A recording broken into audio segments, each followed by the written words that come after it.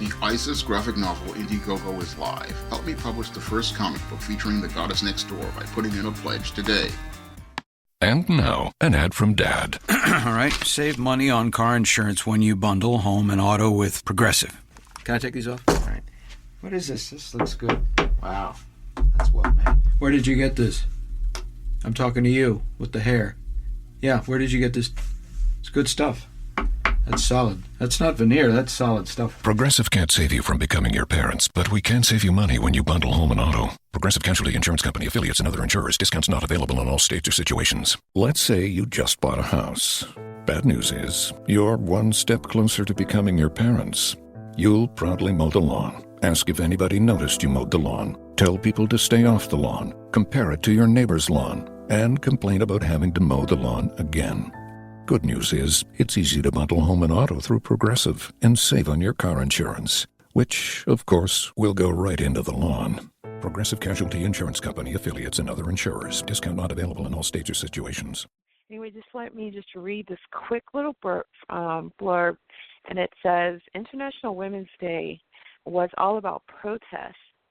Even though that's not what's practiced today, it became a channel for women to protest World War I in 1913. Successful protests in Russia led to women gaining the right to vote in the country by 1917. If you want to protest for women's rights, head to the official International Women's Day site. They do have a website. And last but not least, in 2019, the theme is #Balance for Better. I was a little concerned about that because so many of our black men have been taken down today, and I'm not sure that I agree with every protest because I think some of this stuff has gotten a little out of hand and it seems a tad bit personal. So I don't know what balance for better means, so I think what I'll do is just call on an expert, i.e. Shawn James. Welcome, Shawn, to the show. How are you? I appreciate you so much for stopping by. Thank you for having me on the show. Yeah. Oh, yeah, it's a pleasure. It's an honor. So, Shawn, before we get started or we go, down the rabbit hole to explore your book, Man Crisis, I would love for you to kind of chime in. You said you had some knowledge of International Women's Day. So do you mind sharing with the audience what you mentioned to me prior to the show? Well, when it comes down to this whole International Women's Day, it's supposed to be a supposed celebration of women, as they say today, but I see a lot of the push for all of this feminism and all of this identity politics, and that's really a big problem, as I see it. Mm-hmm. Gotcha. It's not about... Now, you said... Not about... One second. You go ahead. Mm-hmm. No, you finish. Finish your thought. It's like instead of us trying to celebrate what's positive about women, we just got all of this feminism, identity politics, and that's not what I believe an International Women's Day should be all about. I mean, we're not celebrating one of the great parts of womanhood, which is motherhood, and that's all been dismissed as I see it these days. Mm-hmm. Is there such a thing as toxic femininity? I know that toxic masculinity is very popular. It's one of those phrases that's been coined, but is anybody talking about toxic femininity? Unfortunately, not that many people outside of the manosphere talk about toxic femininity because we have a gynocentric media system, and because the media is gynocentric, they don't want to say anything that's considered negative or offensive to women because a lot of companies, they depend on women to go out here and buy products, so they don't really want to go out here and offend them. But we do have a toxic femininity where we have women who just don't want to take any sort of accountability or responsibility for their actions, and they participate in egregious and reckless behavior, but then they don't want to be accountable for it. Yeah, and I agree with that. Lots and lots of egregious activity. Yeah. But I do want to, again, in this portion, just saying celebrate all women of all colors and shapes and sizes, all academics. I applaud you, those of you whose heart is pure and about love and family and, celebrating women.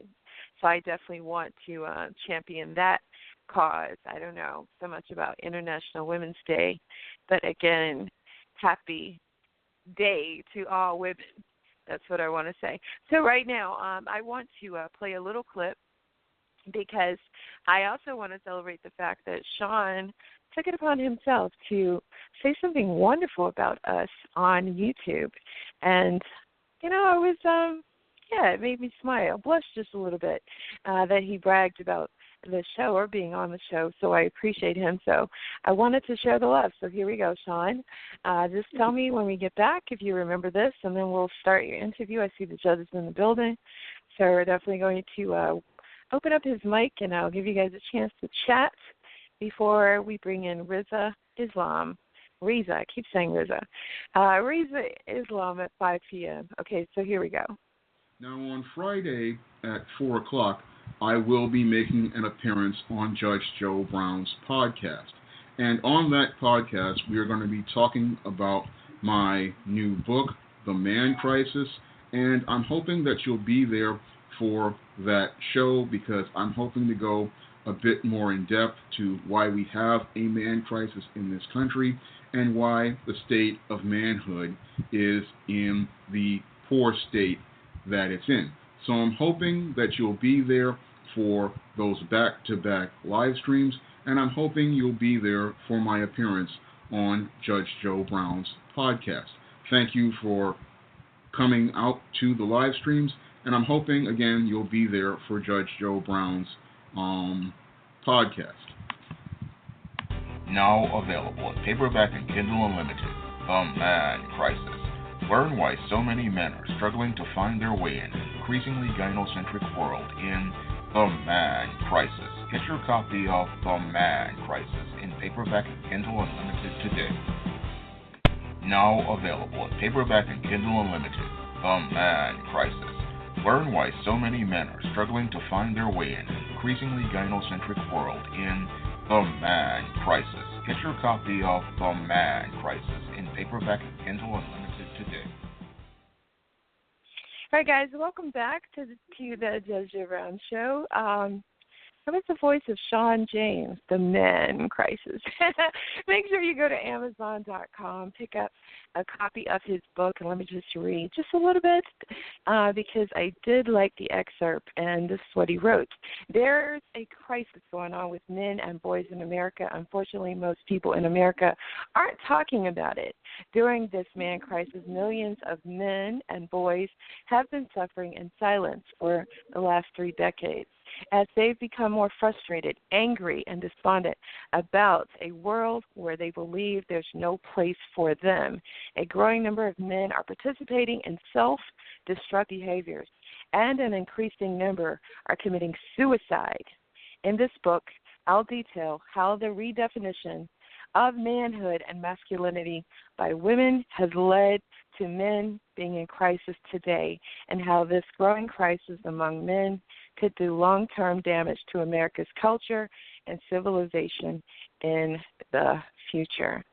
All right, so those are the words of the one and only Shawn James. Again, Shawn, thank you so much for that. I don't think we've ever had anybody do it that way. I've seen people post before, but never do a YouTube video, so I definitely want to applaud you. And also, thank you so much. I appreciate that.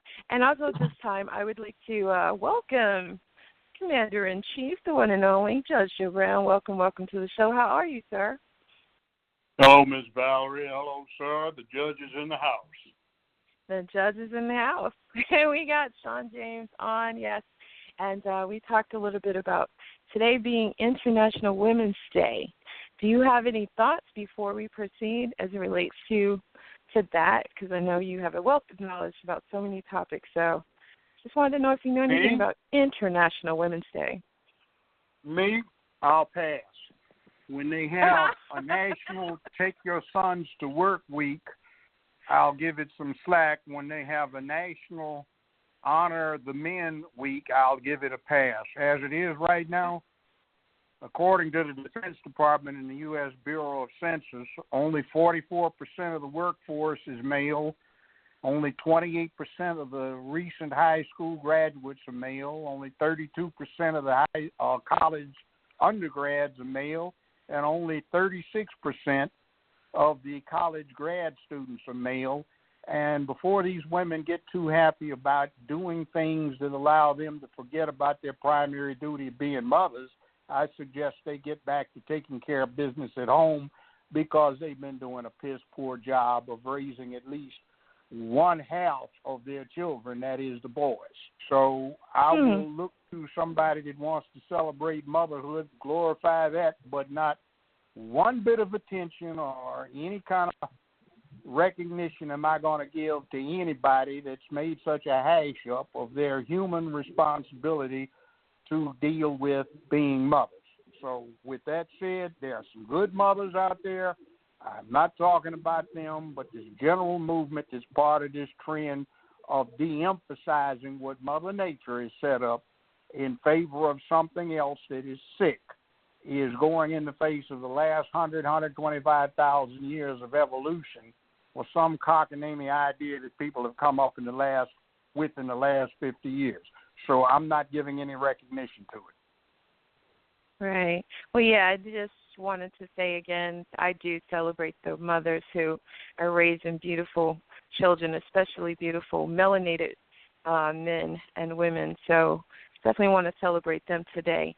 At this time, I want for you and Mr. James to have a conversation. He came on today to do some promo for his book, The Man Crisis. So I'd like to just fall back and give you guys a chance to talk.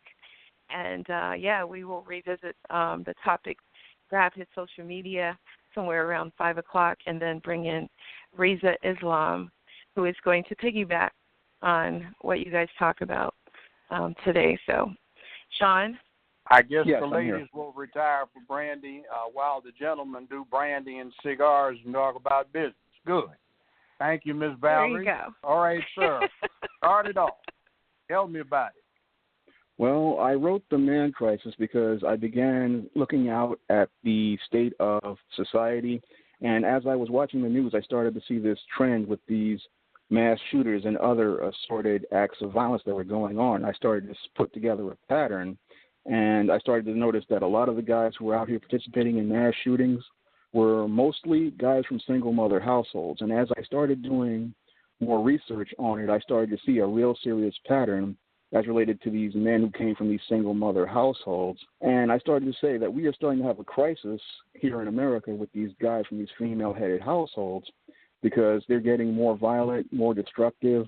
And as I watched more videos from MGTOWs on YouTube, I've started to see that we really need to get a book out here to talk about this man crisis, because they were talking about how we have this increase in suicides and how we have this drug problem and all this crime. And I started to say, we have a man crisis and nobody's talking about it. So I decided to just do a book discussing it. Well, personally, if somebody wants to commit suicide and take themselves out, we've got a population problem, so more power to them. Yeah. The other thing is, on that same vein,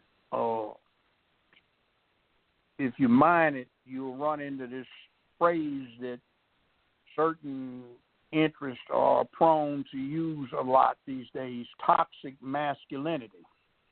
What you're talking about, and they would describe as toxic masculinity, probably you and I would describe it as not masculinity, but the absence of masculinity. See, I've always defined masculinity as that matrix of protocols which, if inputted properly into a boy, result in a man who is responsible. He deals with making where he is a better, safer, more secure place, a prosperous place, filled with morality, ethics, and a sense of purpose, and he makes sure that there is public peace, dignity, and order. He's a man of peace who can be a man of courage and bravery when called upon. Primarily, what's going on, and I've given it a lot of thought over the last 50 years when I saw it start off back in the 60s for a number of reasons. We eat just about anything on this planet that we want to eat, and damn near every other animal on this planet except something that's insectoid or something that's a bacterium or a pathogen lives at our pleasure, and we have to protect them because we have become a force of nature. We are probably the best predator the planet has ever produced. Even the mighty T-Rex would pale by comparison. If we can bring them back with a Jurassic Park, some fool would be probably trying to poach them to get their teeth for trophies. But in any event, we are that. So when you've got this innate killer, the best the planet has ever evolved, you have to do things to socialize and acculturate it, and that includes classic man training. When you don't do that, then what happens is that predator does not go away. It just lurks deep down in the soul of this boy who's never become a man, and it peeps its grinning fanged jaws out from time to time, and when it does, they go shoot up the hallways, and we have a problem with the hoods being shot up because we don't have men in the hood. We've got a bunch of boys raised by inadequate mothers who were children when they had these boys or started off and never grew up. These boys don't have man training, and I define your typical hood rat is a lesbian with boys plumbing.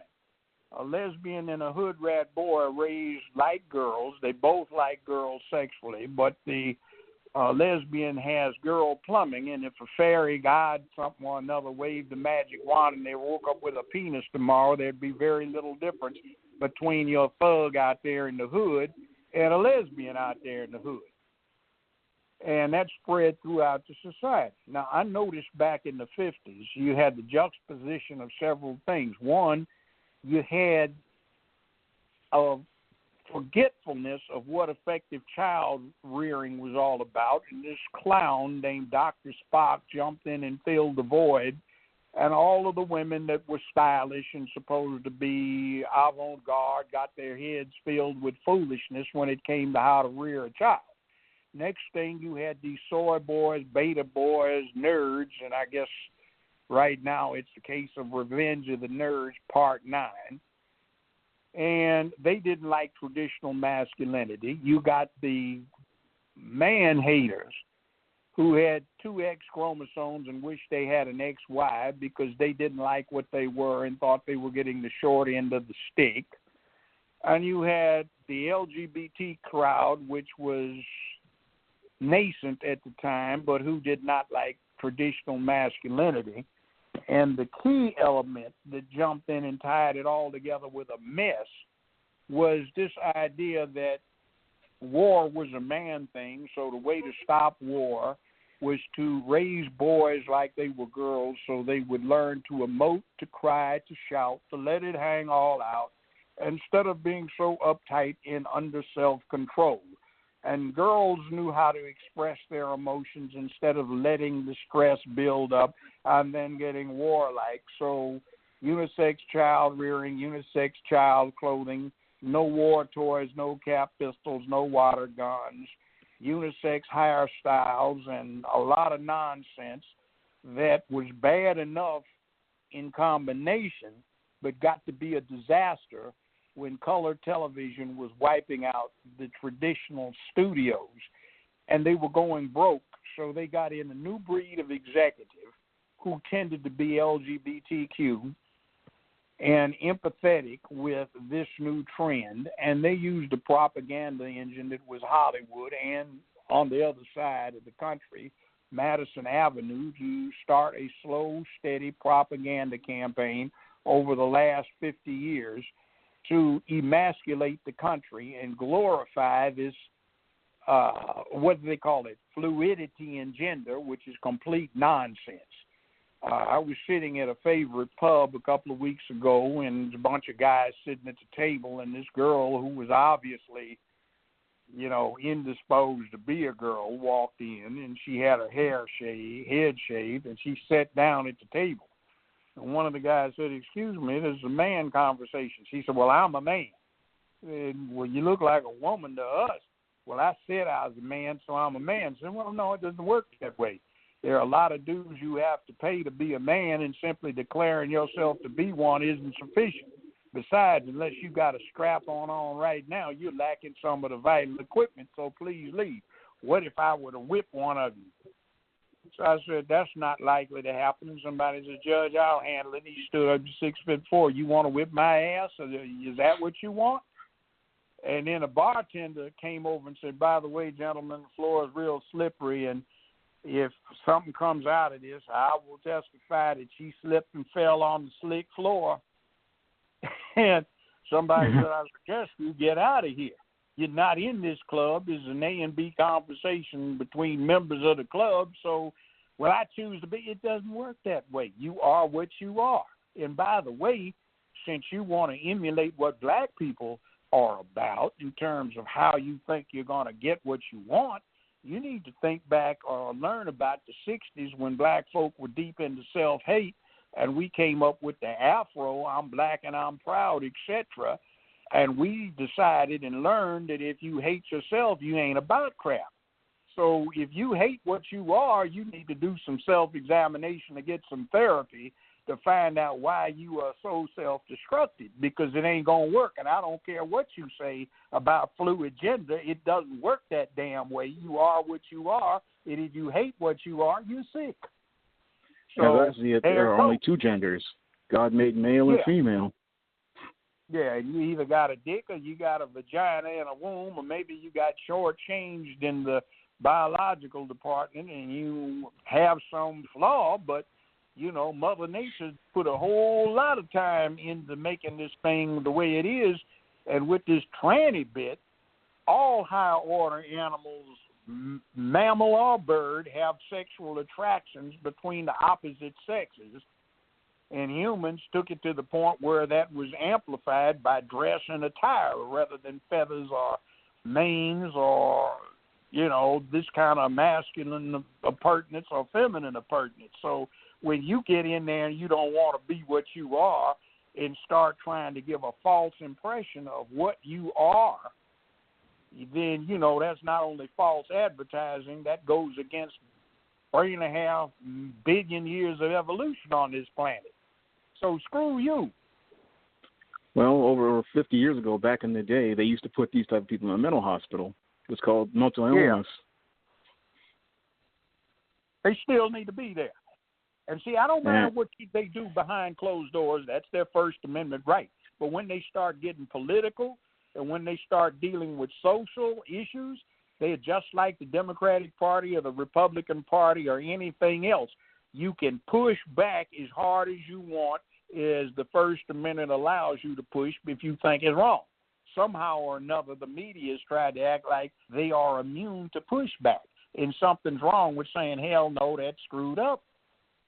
Now, they got a right to do what they want to do in their bedrooms, but, you know, so do we. But the thing that gets me is you come up with a whole class based on your sexual orientation rather than where you were born, your gene code, your complexion, your national origin, whether you've got any physical health issues, but they don't want to claim that something's wrong with them. They just say it's natural, but you know, they get to classify this thing, and we get all of our elected officials going along with this nonsense. Like the Democratic Party spending 16 months prior to 2016 wasting political capital on who gets to piss in the girls' bathroom beside the girls, or strip in the girls' locker room, or shower in the girls' shower facilities at a high school or junior high. You know, that just got a little bit absurd. That was ridiculous as I saw it. It's just a waste of resources and a waste of time. Exactly. We'll keep going. I had to get my little 2 cents in there now. Well, I agree with everything you've said, just what you were saying, because when I look at things in the state of manhood, it's a complete mess. And we're not going to have a country if we continue to have these soft males out here, because these soft males, they're just not raised with those male life skills. They're not raised with the survival skills. And a lot of these guys, they just don't have any sort of understanding of what it means to be a man. They're following this whole soft male concept that these feminists and these liberals have come up with. and they're trying to be this nice guy, but they're not going to survive in the world because the world is not nice. It's a rough place, and you can't go out there being emotional because that people will just take advantage of you and eat you alive. Do you think reloading and taking advantage of what real men have set up and not paying their dues? I believe some of them are. I believe some of them are taking advantage, and that's why I see so many of these guys. They're living with their mothers, they're living with their girlfriends, and they're not really stepping up to that level of manhood that they're supposed to. And I believe that's part of it has to do with the enabling from these single mothers, and I believe part of it has to do with some of these guys just not having male figures to sit there and be the leaders and authority figures to make them go out and do what they need to do. You know, I have a problem with something else that came up, started under the Obama administration. Women in combat units. Now, I got raised, and we've had a long tradition of, women and children in the lifeboat first, or men have an obligation to protect women, and now some stupid damn fools in administrative positions in the federal government come up with the idea that we can put women on the front line so this resource that we ought to be protecting can be shot just like the men? I believe that's really backwards. You? It does bother me because when it comes down to combat, women are not equipped to handle that because women are primarily emotional, and because they're emotional creatures, they're just not equipped to handle those type of situations. The reason why men would go out there is because that's part of their natural role that God created for them as protector and leader. So they belong on the front lines, whereas I see women, if you put them on the front lines, they're just going to fall completely apart. They're just not mentally and physically equipped to handle that type of situation or that type of stress. Let me convey something to you that a friend's nephew conveyed to me. He'd done several tours over in Afghanistan and Iraq. He made a career of the military.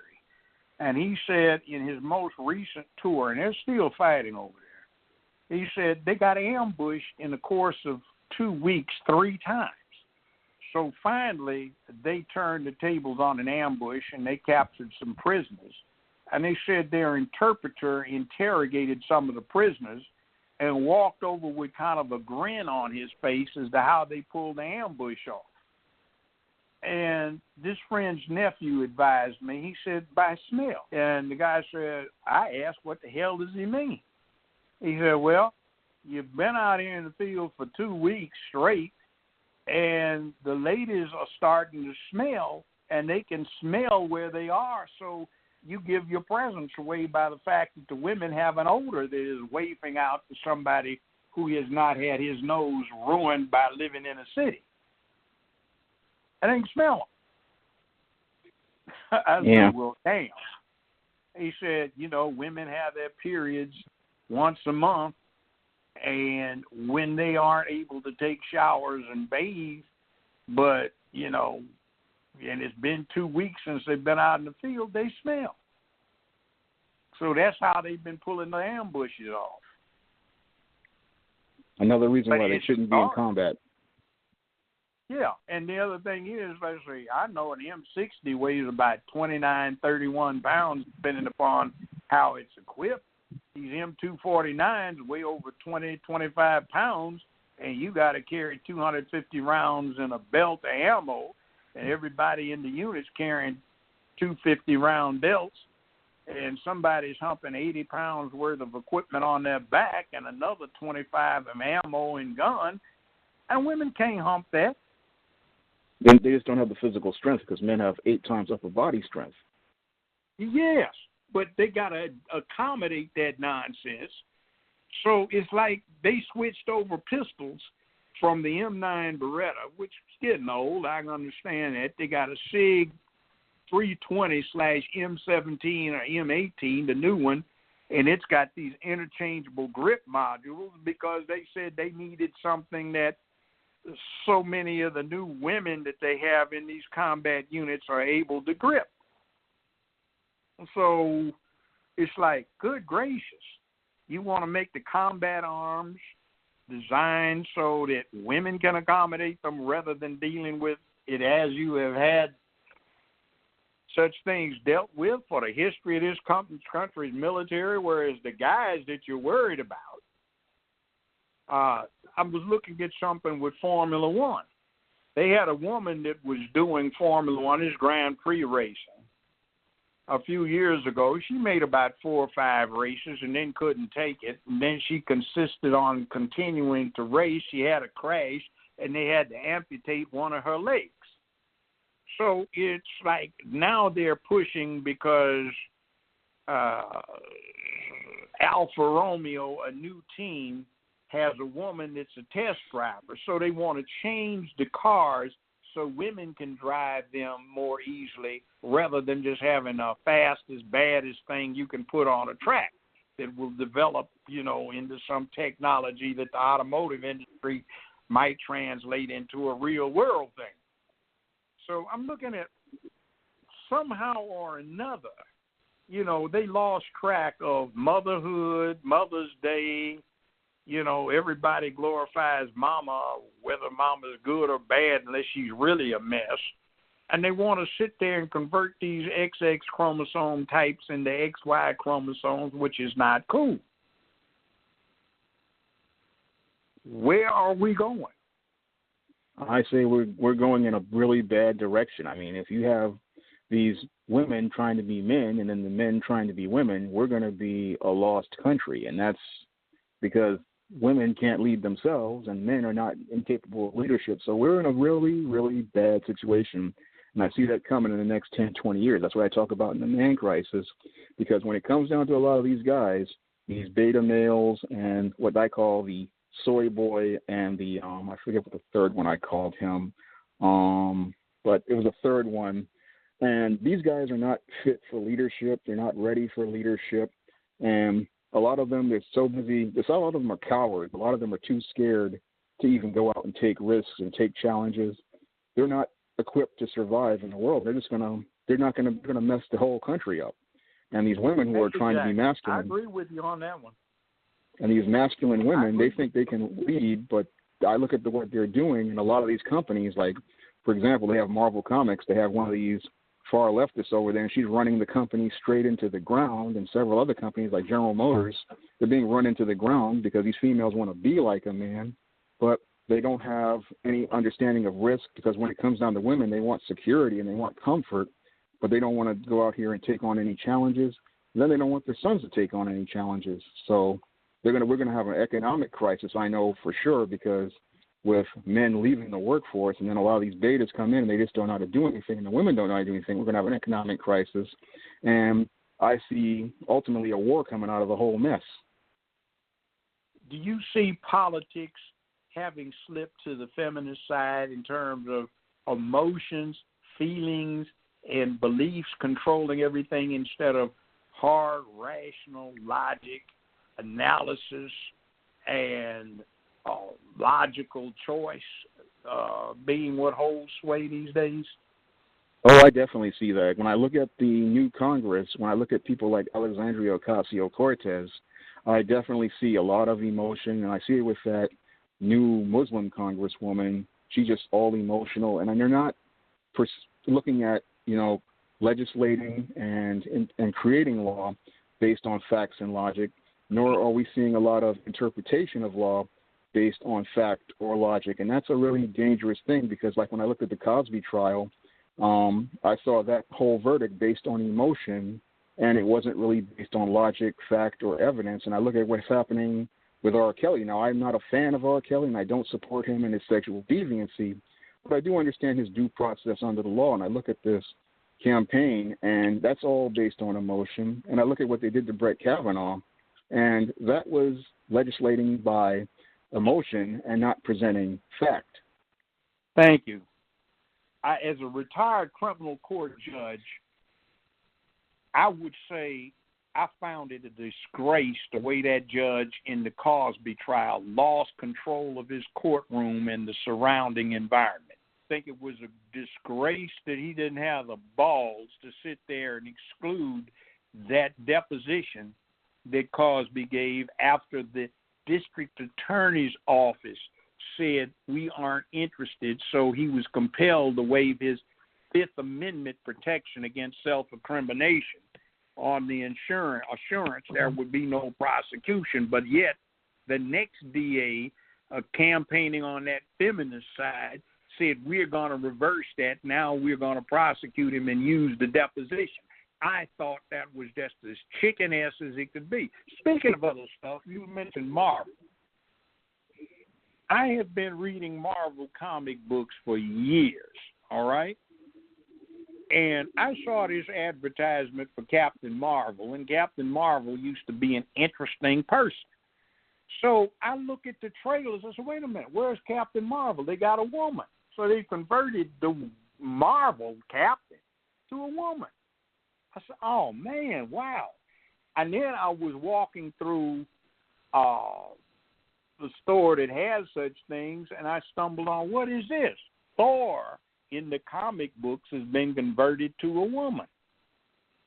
And I remember going to this thing, the Justice League. They had Superman, Batman, Flash, Cyborg, the Mariner, and they had Wonder Woman. And goodness gracious, Wonder Woman was the leader. I said, what in the world is this? And then they take this character, they make her a superhero, and it's a character contrived by a sick individual, same person that came up with invented the polygraph test, and he was a pervert. He and his wife had a live-in girlfriend for 15 years that he modeled Wonder Woman on, and she used to tie them up and lash them and do this S&M thing with them. And he used to talk about the glories of punishment and pain. And if you get the early comic books, she flew this stealth airplane with her Amazon lesbian lover. And they used to fly into Nazi Germany. The comics were set in World War II. And she had seduced the wives of these Nazi generals. And then in Korean War times, she'd fly into North Korea, and her and her lesbian lover would seduce the wives of communist leaders. So in the movie, she says she's a lesbian, and that blue gown thing she gets off of that German Frau to go to the ball in, she didn't beat her up and take it. She seduced the woman. So I'm saying, what is this that they're trying to push? Now, something I found out in Hollywood, the Oscars are a fraud. You hear this thing where they say 8 nominations for Best Picture.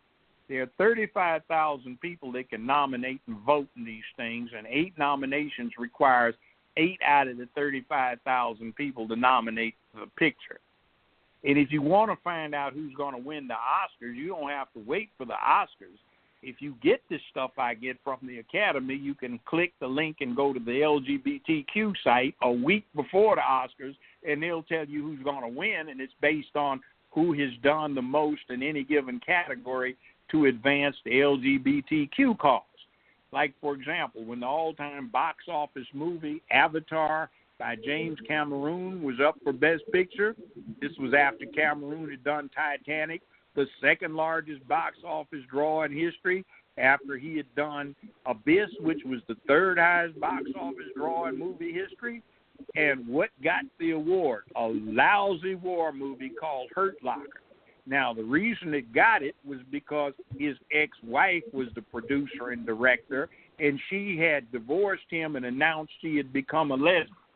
So in the LGBTQ site, the week before, they were announcing she would get Best Movie of the Year for this horrible flop because it was supporting their cause. Now, Cameron, by the way, was not one of these Hollywood types.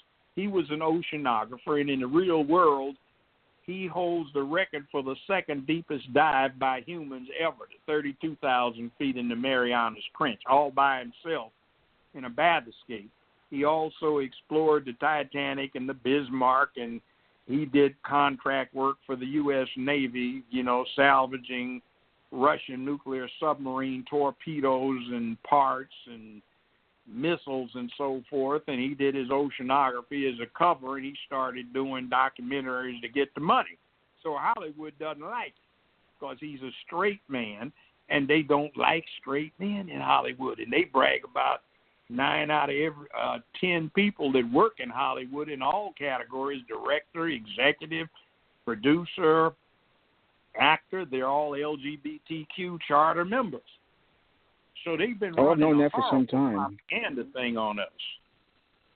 I remember reading Sid Field's screenplay. He said, don't look at these award shows as having any value, but they're just popularity contests. So I've known for years not to even look at these Oscars as having any value because it's all about what's popular with a small group of people. Yeah, the LGBTQ crowd, but they're 9 out of every 10 folk that work in the industry see. When you see these movies, they get awards based on how well they're conceived to be propagandizing the cause to the rest of us. And that's why Green Book got Best Picture. It was pushing that LGBTQ agenda, and Moonlight got it for the exact same reason. And so did Hurt Locker because the director had just come out being a lesbian. Yep. So I can see the identity politics in Hollywood, and I've seen it for a while. And I also would see it in Marvel Comics as well, and I saw it with this Captain Marvel, where they were trying to push this whole strong woman concept, but they were only pushing the idea of a strong woman as being equal to a man. And I saw that as, that's something that's not really a positive thing in presenting women, because that's one of the reasons why I decided to launch my ISIS graphic novel Indiegogo this week, was because I saw what they were doing with Captain Marvel, and I wanted to go out here and put a positive image of women out there. And that's something I've been doing for some time now, is trying to present positive images of women, black women out there, and humanize images of women.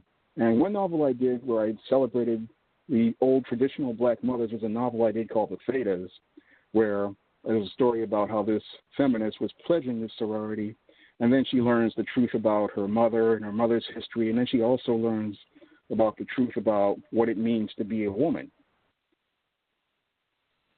That's good. That's a good idea. I like that. Something you touched on when you said that. There is a difference between equality of condition and capability and equal value. Women are not equal to men. Men aren't equal to women, but each has equal value. They do different things. That's what I wrote in The Man Crisis in many of my books. Because the woman's role is different, but it's equal in the eyes of God. And that's what people just don't get these days, especially a lot of the feminists, is that the man's role is important to God and the woman's role is important to God. But we have the feminists and the beta male, they want to make the woman the man, and then they think that the woman as the man is more important than the man himself, who God made first. Yeah. It's another thing that strikes me about this whole feminine movement is the enormous store of self-hatred they have that they don't seem to get a glimpse of. It just strikes me as these women really hate themselves that are into this. They don't like what they are. They are ashamed of it. So instead of accepting what you are and working with it, I mean, it was a dice throw, a crap game. You had a 50-50 chance of being XX or XY. You came up with XX. So you hate yourself. So you want to not just do what the XY folk do. You want to destroy the XY. That doesn't make any sense at all.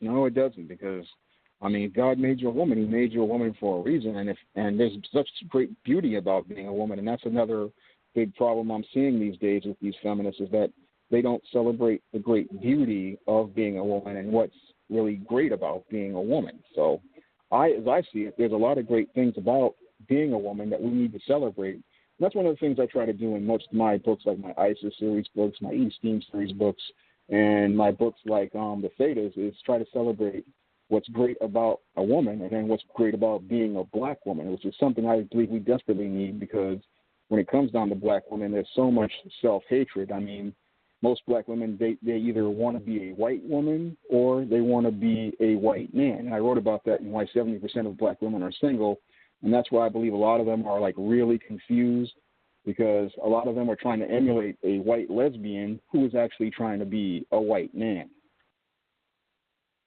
That's a good perspective. I thought of that before myself. Tell us about some of the things that are done psychologically to black women to get them into this kind of really hung out position that they have. Well, when it comes down to a lot of these black women out here, what's really got a lot of them messed up is that they covet what the white woman has. They covet the position that the white woman has. They covet the beauty that the white woman has. And because they see the white man elevating the white woman to a higher position, they want to be put on that high position themselves. And they think that if they get that position, they will be important. They think they'll have a high value. And that's why we see these women bleaching their skin. That's why we see them dyeing their hair blonde or frying it off with weave. And a lot of them, they want to be the white woman, but what they don't understand is that what they don't understand. I think you're very much correct on that. Yeah, thank you. What they don't understand is that this is what the feminists do. They manipulate you because when it comes down to feminism, it's actually a lesbian social construct. And as a lesbian social construct, you are actually not trying to be like the white woman you aspire to be. What you're learning is these masculine traits. And I wrote about this in Why 70% of Black Women Are Single. And this is what has a lot of these black women hating themselves and has them really confused because, again, they want to be like this white woman, but because they identify with these masculine traits, they come across just like a really mentally disturbed white man, and that's what turns a lot of men away from them and makes it where they don't want to have anything to do with them.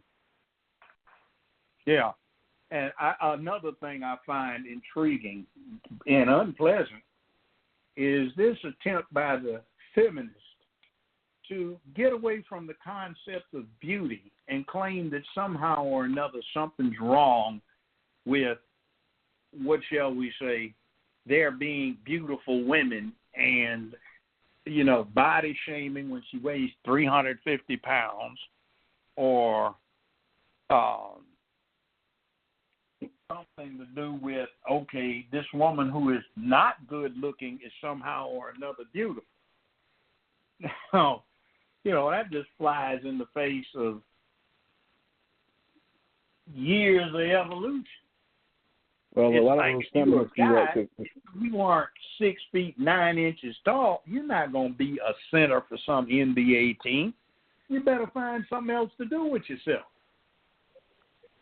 Well, what I find is a lot of those women do that because they can't compete with the attractive women, and what they want to do is shame those women so that they will believe they can get a higher position in society, but that's just not how it works. I mean, if you're an attractive woman, you are going to get more attention from men, and the only way you can fix that is to actually go out to the gym, which is what the feminists don't want to do.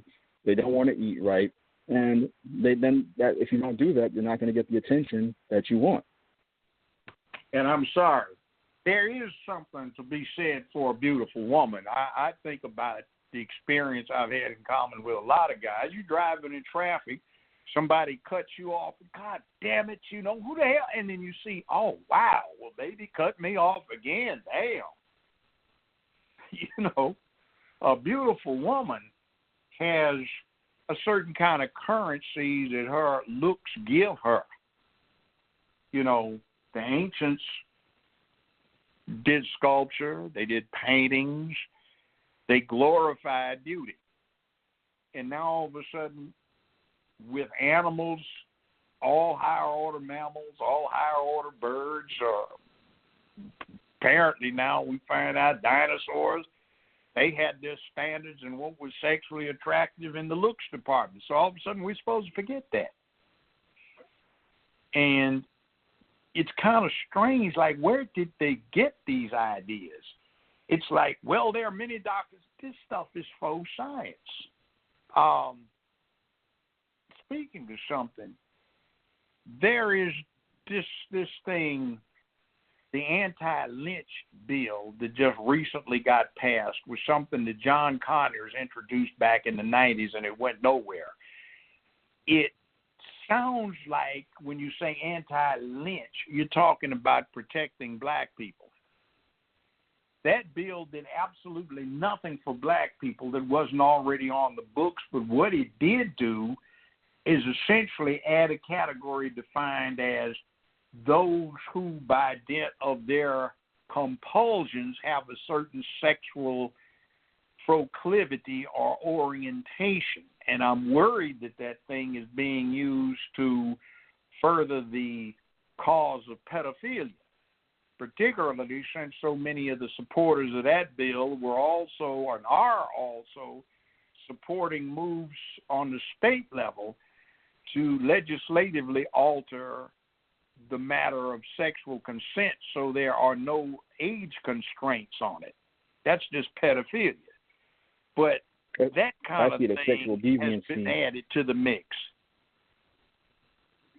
Well, what they're trying to do is they're trying to piggyback on the black agenda and use that as a springboard to push their own agenda. That's what I've seen with the whole LGBT community, is that they want to take the black agenda. They use guys like John Lewis and Maxine Waters, I believe, and they have them out there as frontmen shilling, talking about how it's a black movement, when in actuality it's a secret gay movement, and that movement is actually moved towards pushing to make sexual deviancy a social norm, because pedophilia is a sexual deviancy, and it's a sick sexual deviancy.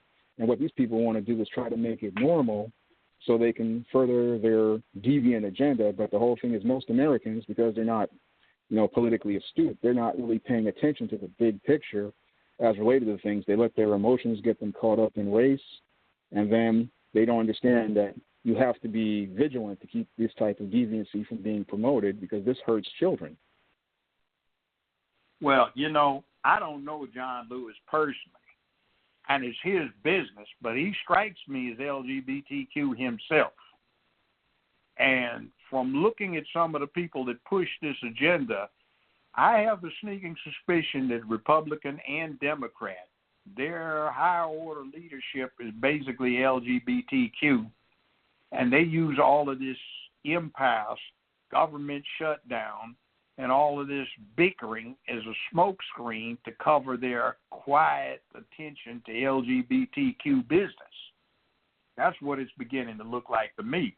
Now, it's their right under the First Amendment to do it, but it's our right under the First Amendment to point it out and push back. And I think we've been remiss over the last 50 years in not paying attention to the heterosexual agenda. We're the ones that make the next generation. What's that? I believe that's been neglected as well, because especially when I look at black men, heterosexual black men, it's like people have been attacking them and assaulting them. And it's clear that, yes, there is no agenda, especially for straight black men. It's like they just get marginalized and no one wants to talk about it. Well, let me give you an experience, a personal experience with Hollywood on this. My show started in September 1998. In late October 1998, I was staying at the Beverly Hilton Hotel, and the studio had a party there. So I was a bachelor, and I was happy as I could be with all of these pretty women around. And I started dancing with them. I like to dance, and one particular woman and I struck it up well. We exchanged numbers and danced quite a few dances in a row and wound up sitting at this table. Well, she excused herself to go to the ladies' room. So when she returned, she said, "Excuse me, do you know that guy over there in that dark gray suit?" I said, "Yeah, he's an executive with this studio I'm with." He said, "Do you know he accosted me when I came out of the ladies' room and offered me $2,000 in cash if I would sign a note saying you tried to molest me?" I said, "What?" So she and I went around and got statements from all of the women that I could remember dancing with, and all of them said, "Yeah, he approached me too, wanted to give me money if I'd say you tried to improperly proposition me." I said, "Damn." So November 1998, to be precise, November 14th, 1998, I got this letter that I scanned at the time and basically forgot about for about 17, 18 years until I was working on this book and just happened to run into it again. And the letter was signed by, as they styled themselves, 23 proud lesbians. And one of them noted that they had been in the industry for 30-some years and had never had to suffer the indignity of working around a straight black male before, which she thought was unnecessary because there were so many nice gay men, black men. And black straight males were so awful because, let's say, quote, they had such atavistic brutality they displayed toward their women that we were just awful. So they objected to the bass in my voice, the fact that I would look them in the eye, and I opened doors and pulled out chairs and tables. They thought that was just highly offensive, and they wanted me banned from the lot, except when I was actually taping. And wound up, went to human resources, and nothing happened, but while we la-di-da, I said, have a nice day, and the rest of them had to go through 2 weeks' worth of EEOC training. Now, another thing, I hired this woman to be my publicist.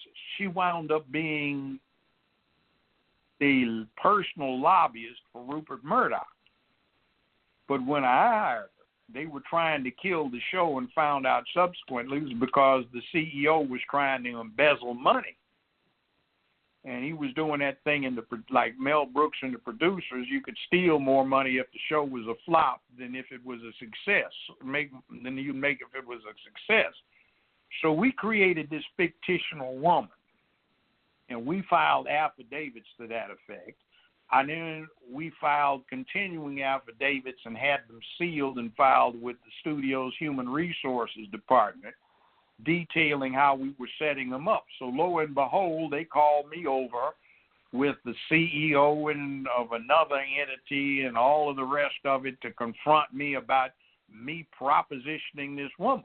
So they had a letter from this fictional woman complaining that I had tried to sexually proposition her. So we had them bring over the sealed and notarized affidavits from Human Resources and busted them. Well, that was in 2000, and they aren't there anymore, and I stayed for 13 more years. And then let's talk about another thing. Who are the superstars in TV? Dr. Phil, Judge Judy, and Oprah Winfrey, right? Yep. Well, Joe Brown was a straight black man, and he was in the same four-show section with Oprah, Phil, and Judy. But in the last 3 years with CBS syndication, Joe Brown beat Phil and Oprah every week in the ratings. I remember that. You were the top show. Yeah, tied Judy and was stepping on her heels. But every time I did, CBS would opt to a new rating scheme so she could stay ahead. And they gave me no PR, no advertisement. They wouldn't even have me in the LA TV guide. So they just did not want somebody straight and black to be sitting on top of the heap. So it was just like kind of creepy, you know? Like, what are they trying to do? And then the answer is obvious, because I would upset their propaganda, and they weren't going to have any black star on top of the heap. And that's something that I've seen. I've seen that myself, and I've seen it in my own personal life. I remember when I was working in civil service, this professor, he made this accusation that said I was sleeping on the job when I was just looking down at the counter. And I believe he did that because he was uncomfortable with the idea of a heterosexual black man working at the circulation desk. Because when you have a heterosexual black man working at the circulation desk, he's representing the face of the company. And I think this guy was just uncomfortable with the idea of a straight black man at the front of the desk actually having power and authority over people. And that was something I ran into at that job. And then, sadly, I wound up losing that civil service job in the probationary period because of this guy's discomfort.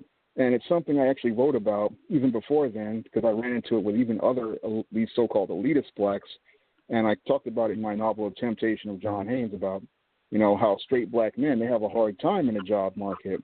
because people don't like the idea of seeing a black man who is straight as in a position of power. They don't like the idea of it because if he's there, he can, one, inspire other young black people to be something, and then two, he's in this leadership position, and that refutes a lot of their narratives regarding straight black men being these lazy and incompetent people, because here you have a competent man who can actually prove that a black man can compete and a straight black man can compete in the market and do even, not even as good as the white people, but excel far beyond them. Because when I look at your show's ratings, you were nipping at their heels. You was almost at the number one spot. They just didn't want you to have it, which was wrong because you were bringing them a lot of money.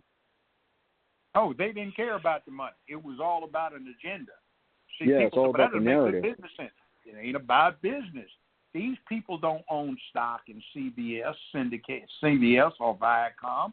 They work there, and they've got an agenda that they're pushing irrespective of the stockholders. The stockholders are getting this thing like one of the reasons CBS has had 14 consecutive quarters of growth, the most in its history, and the last 4 quarters were the most profitable in the 100-plus year history of CBS, is because of the Judge Joe Brown show. And then they're telling me, well, things are down. I said, you're a liar. Hey, you got to raise, you got to raise, you got to raise. And I told them, how did that up? Because I get the stockholders' newsletter. So you're either lying to me or you're lying to FCC. So the FCC lying takes a little bit of time in the federal penitentiary. So you're probably lying to me. Yeah. Hey, so we are at the end of the first hour, and it's commercial time, but also we have to usher in our next guest. So bring him in. He'll contribute to this mix. All right, but I want to, so that we could break this up into 2 parts, if you don't mind, Shawn, at this time, go on and give us your contact information, and then we are going to take a quick break because we've got Reza Islam in the building, and we've got a few more questions for him. We're going to shift gears just a little bit here. Okay. All right, Madam Director. Let's do it. Okay. All right. Yeah, I'm here. Hang on. I'll be right back with you. All right. Shawn, just go on and give us your contact information and also your website so we know how to support you to buy the book on Amazon and any other, I'm not sure the other outlets where it's featured, but if you could go on and share that with us, I would greatly appreciate that. All right. You can pick up The Man Crisis and the other books I mentioned, like the ISIS series, the Easting series, and many of my other books on Amazon.com in paperback and ebook. And if you want to support my Indiegogo, where I'm trying to publish the first ISIS comic book, you may do so by heading over to Indiegogo. It's called the ISIS All That Glitters graphic novel. And I'm trying to raise at least $25,000 to get that published. And I'm also, you can find me on YouTube with the channel Shawn James. Usually if you want to find it, you can just type in Shawn James Writer. And if you want to check out my blog, you can check out my blog, ShawnSJames.blogspot.com. And I'm also on Twitter and Facebook. All right. Thank you so much. And again, yes, today's show was per the invite of Judge Joe Brown. So we appreciate you so much for taking the time out to share with us. And we're going to shift gears. And like the judge said, you're very, very welcome to spend some more time with us and chime in during this next 40, 50 minutes as we talk to Reza Islam. No, I'm gonna. Right. I have some other work to. I have some other work to do, so I'm gonna do that. I have to go do some other work for a live stream I'm going to do tonight. So I'm gonna end it here. Thank you, Your Honor, for having me. Very much for being here. Thank you very much, Your Honor, for having me on. Well, it is a great thing you're doing, and we need to start a movement to make it a very big thing because we have a lot of catching up to do and a lot of negativity to reverse. And that's something I'm trying to do with my SJS Direct imprint is I'm trying to reverse a lot of these negative images out there, and I'm trying to fight those negative images out there.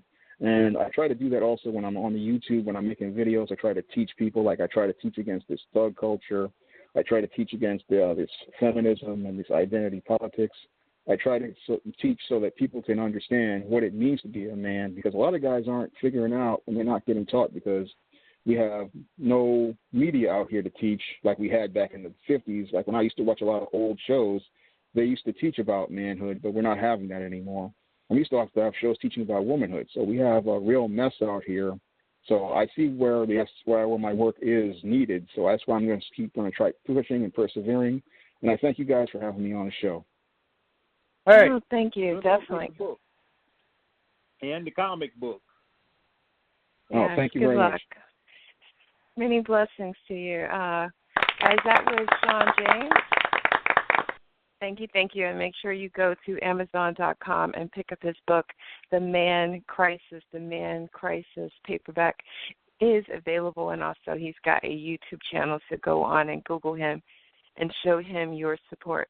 So at this time, what we're going to do is we're going to switch gears, and we're going to start off by I want to play something that I found on YouTube, and I think it's the perfect way to segue and to introduce today's guest. Judge Brown, this is for you. I think you'll appreciate this little audio clip from Reza Islam. He just posted this on his Twitter page as well. So I'll see you on the other side. Going on dealing with R. Kelly, and I see all of these so-called celebrities, comedians, and people talking and running your mouth and being very quick to jump on it as an opportunity to be a prostitute for likes and views. How many of you have a very short memory because you forget that this is the same system that helps to destroy a black man completely, and you are helping this system to destroy a black man who is already going down. A brother's already going down, so why are you going to help to kick the brother while he's already going down? I didn't see any of you making any memes or videos as it pertains to the Pope or the Vatican or these over 6,000 Catholic priests who are found to be involved with little boys just 2 weeks ago, maybe over the last week and a half. I didn't see anybody do anything about that. So, Reza, are you justifying what he did? Absolutely not. What I'm saying is if he is guilty, then let the man go to jail, but we don't need to sit here and continue to stab him and help the system to keep stabbing him while he's already going down. See, we are the only group of people who do this, and it is a goddamn embarrassment. Harvey Weinstein, Mick Jagger, Hugh Hefner, Steven Tyler, blast him as well. Oh, make sure you keep this same energy when the enemy comes after all of y'all, because he absolutely will. I guarantee that. All right. Definitely got a guarantee. Hi, it's Jamie, Progressive's Employee of the Month, 2 months in a row. Leave a message at the... Hi, Jamie. It's me, Jamie. I just had a new idea for our song about the Name Your Price tool. So when it's like, tell us what you want to pay, hey, hey, hey, and the trombone goes, blah, blah, blah, and you say, we'll help you find coverage options to fit your budget. Then we just all do finger snaps while a choir goes, savings coming at ya, savings coming at ya. Yes? No? Maybe? Anyway, see your practice tonight. I got new lyrics for the rap break.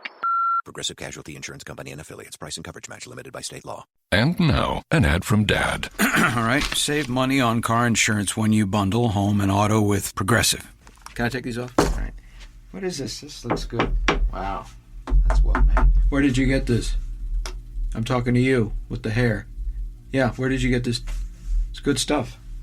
That's solid. That's not veneer. That's solid stuff. Progressive can't save you from becoming your parents, but we can save you money when you bundle home and auto. Progressive Casualty Insurance Company, Affiliates, and other insurers. Discounts not available in all states or situations.